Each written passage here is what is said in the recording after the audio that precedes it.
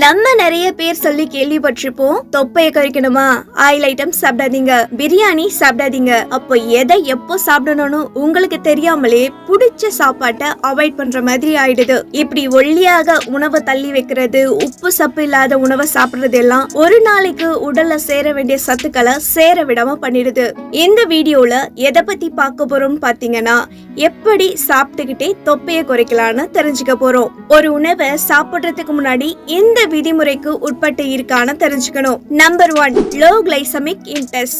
Number 2, low insulin secretion. Number 3, high satiety index. Number 4, high nutritional value. Number 5, low calorie. Number 6, taste. ஒரு உணவை glycemic index அடிப்படையில 3ஆ பிரிக்கலாம். Low glycemic index, middle glycemic index, high glycemic இன்டெக்ஸ்னு.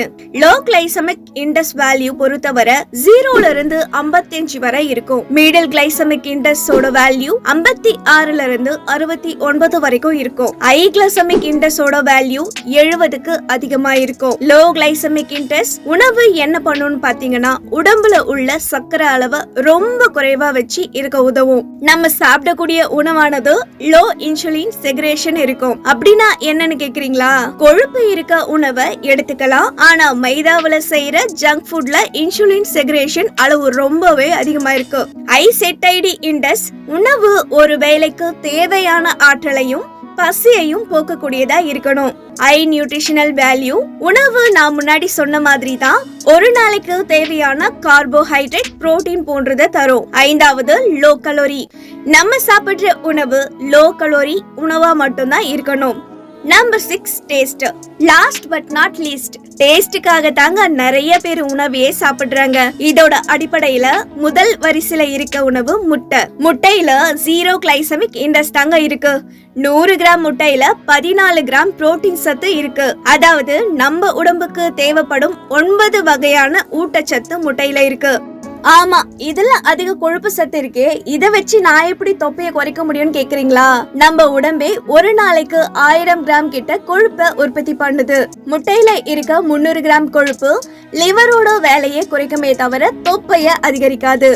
2வது, குரூசிபெரஸ் காய்கறி. குரூசிபெரஸ் காய்கறி வரிசையில முட்டைக்கோஸ், காலிஃபிளவர், ப்ரோக்கோலி வருது. இதோட கிளைசமிக் இன்டெக்ஸ் 15க்குள்ள தாங்க இருக்கு. 100 கிராம் முட்டைக்கோச காலிஃபிளவரோட எடுத்தீங்கன்னா 15ல இருந்து 25 கலோரி இருக்கும். செட்டைடி இன்டெக்ஸ் அதிகம் இருக்கிறதால பசி உணர்வை தூண்டாது. அது மட்டும் இல்லாம புரோட்டீன் கண்டென்ட்ஸ் ரொம்பவே அதிகமா இருக்கு. 3வது, தக்காளி. தக்காளியில 95% தண்ணீர் இருக்கு. 100 கிராம் தக்காளியில 18 கலோரிஸ் தாங்க இருக்கு. கிளைசமிக் இன்டெக்ஸ் அளவு 23 தாங்க. சோ தக்காளியை நீங்க ஸ்நாக்ஸா தாராளமா எடுத்துக்கலாம். உங்களை எப்பவுமே இளமையா வச்சிருக்க தன்மை தக்காளியில இருக்கு. 4வது, சக்கரவள்ளி கிழங்கு. சக்கரவள்ளி கிழங்கு செட்டைடி இன்டெக்ஸ் 300 மேல இருக்கிறதால பசியே எடுக்காது. இதோட கிளைசமிக் இன்டெக்ஸ் அளவு 54 தாங்க. பேரு தான் சக்கரவள்ளி கிழங்கு, ஆனா உங்க சக்கரை அளவை ஏத்தாது. 5வது, தயிர். 100 கிராம் தயிர் எடுத்தீங்கன்னா 95 கலோரி தாங்க இருக்கு. இதுல செட்டைடி இன்டெக்ஸ் புரோட்டீன் ரொம்பவே அதிகமா இருக்கு. அது மட்டும் இல்லாம கால்சியம் இருக்கு. பொதுவா கால்சியம் அதிகம் இருந்தா ஃபேட் கம்மி பண்ணக்கூடிய சக்தி அதிகமா இருக்கும். அதுக்காக தயிர் சாதம் சாப்பிட ரெடி ஆகாதீங்க. தயிரை வெள்ளரிக்காய், தக்காளின் காய்கறிகளோட சேர்த்து சாப்பிடுங்க.